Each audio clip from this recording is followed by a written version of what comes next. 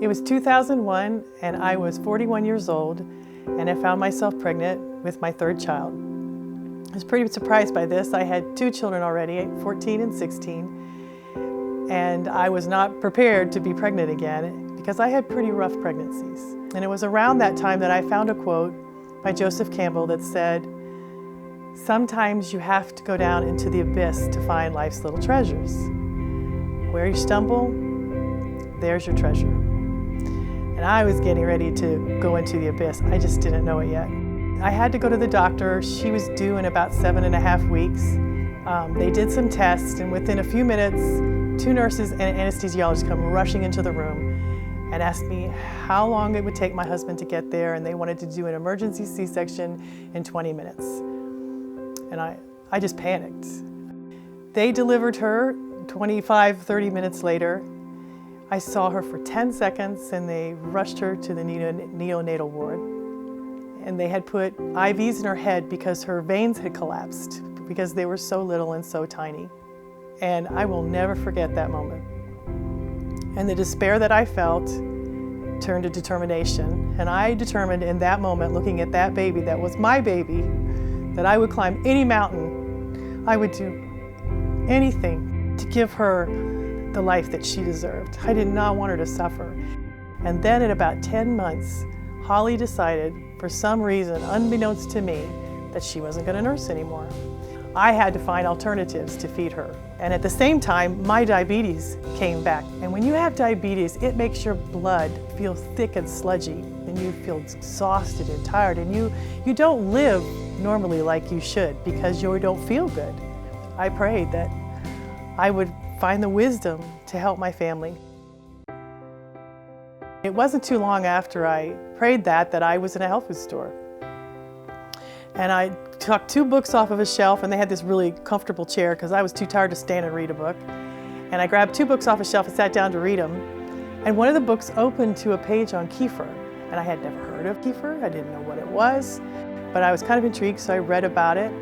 And then I picked up the other book and was flipping through it, and it too stopped to a page on kefir. And right at that very moment, a store employee walked by and said, "That is the most important book you will ever read. You should pay attention." And then he just walked away. I took both of those books home. I went to the corner of the store and found kefir and started giving this to Holly in her bottles, and I started to drink it too. And then I began to make it. And it was about 3 to 4 weeks later that my husband walked into the living room holding Holly one day and said, "Donna, she's gained 4 pounds. And she had stopped spitting up all the time. She was sleeping through the night, and there was this color in her cheeks that I had never seen before." And it was really not too long after that one day I was standing in my kitchen looking out the window. I think I was washing dishes. And suddenly I found myself in the front yard filling up all my bird feeders.